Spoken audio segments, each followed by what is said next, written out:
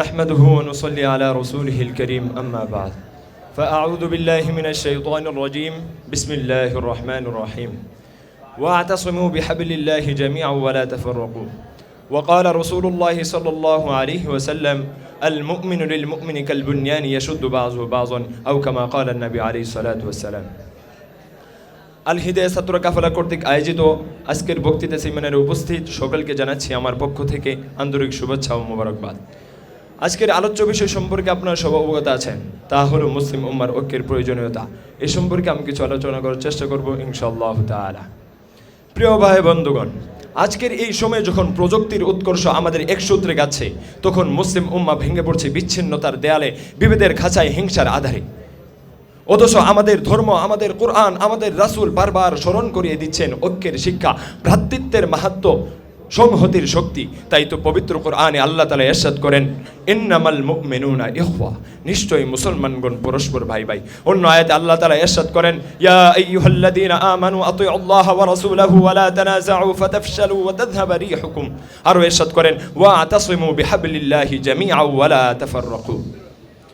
তোমরা আল্লাহর রজ্জুকে দৃঢ়ভাবে আঁকড়ে ধরো, তোমরা বিভক্ত হয়ো না। আল্লাহ তাআলা এই আয়াতগুলোর মধ্যে আমাদেরকে ঐক্যের নির্দেশ দিয়েছেন এবং বিভক্তিকে হারাম করেছেন, কারণ আল্লাহ তাআলা জানেন ঐক্য মানে শক্তি, বিভক্তি মানে দুর্বলতা। প্রিয় ভাই বন্ধুগণ, এই আয়াতগুলো আমার মুসলিম উম্মাকে এক স্পষ্ট আহ্বান করছে, প্রিয় ভাই বন্ধুগণ, তোমরা ঐক্য বজায় রাখো, বিভেদে ঘা ভাসিও না। আমরা কি সেইটাকে সাড়া দিচ্ছি? আমরা কি এখনো সেই উম্মত আছি যারা এক দেহের মতো একত্রিত ছিল? আমরা কি দেখছি? জাতি, বর্ণ, অঞ্চল, দল, আমরা এসব নিয়ে একে অপরকে কটূক্তি করছি, ঘৃণা করছি, এমনকি সহিংসতায় লিপ্ত হচ্ছি। অথচ রাসূল সাল্লাল্লাহু আলাইহি ওয়াসাল্লাম স্পষ্ট হাদিসে ঘোষণা করেন, আল মুসলিমুনা কাজাসাদিন ওয়াহিদিন ইযা ইসতাকা লাহু মিনহু উযলুন ইসতাকা লাহু সাইরুল জাসাদ। অন্য আরেক হাদিসে ইরশাদ করেন, আল মুমিনু লিল মুমিনি কাল বুনয়ানি ইয়াশুদ্দু বাযুহু বাযান। এক মুমিন অপর মুমিনের জন্য দালানের নেই, যা একে অপরকে দৃঢ় করে রাখে। কিন্তু আফসোস প্রিয় ভাই বন্ধুগণ, আজ সেই দালানে ফাটল ধরেছে, এক ইট অপর ইট থেকে দূরে সরছে। ফিলিস্তিন থেকে ইয়ামেন, কাশ্মীর থেকে সিরিয়া, মুসলমানরা শুধু শত্রুদের হাতে নয়, বরং নিজেরা নিজেদের হাতেই ক্ষতবিক্ষত হচ্ছে। প্রশ্ন হলো কেন? উত্তর স্পষ্ট, ঐক্যের অভাব। আমরা এক কিবলার অনুসারী, এক কুরআনের অনুসারী, এক রাসূলের উম্মত, কিন্তু এক নবীর উম্মত, কিন্তু আমাদের হৃদয় শতদা বিভক্ত। প্রিয় ভাই বন্ধুগণ, ঐক্য শুধু বাহ্যিক জুট নয়, ঐক্য মানে হৃদয়ের মিলন, চেতনার শক্তি। ঐক্য মানে হলো যেখানে এক মুসলমানের দুঃখ, যেখানে এক মুসলমানের চোখের অশ্রু অন্য মুসলমানের হৃদয় ছুঁয়ে যায়, এক দেশে দুঃখ অন্য মুসলমানের হৃদয়ে ঝড় তুলে। আমরা ভুলে গেছি, যখন মুসলিম উম্মাহ এক ছিল, তখনই সৃষ্টি হয়েছিল আন্দালুস, বাগদাদ, ইস্তাম্বুল, দিল্লি, যেখানে জ্ঞানের দীপ্তি ছড়িয়ে পড়েছিল সমগ্র বিশ্বে। তখন মুসলিম উম্মার নেতারা ছিল আদর্শের প্রতীক এবং মুসলমানরা ছিল জগতের শ্রেষ্ঠ সভ্যতার নির্মাতা। আজ আমরা সংখ্যায় অনেক, কিন্তু প্রভাতে তুচ্ছ। আজ আমরা তেল সমৃদ্ধ, কিন্তু মর্যাদা শূন্য। কারণ কি? কারণ একটাই, ঐক্যহীনতা।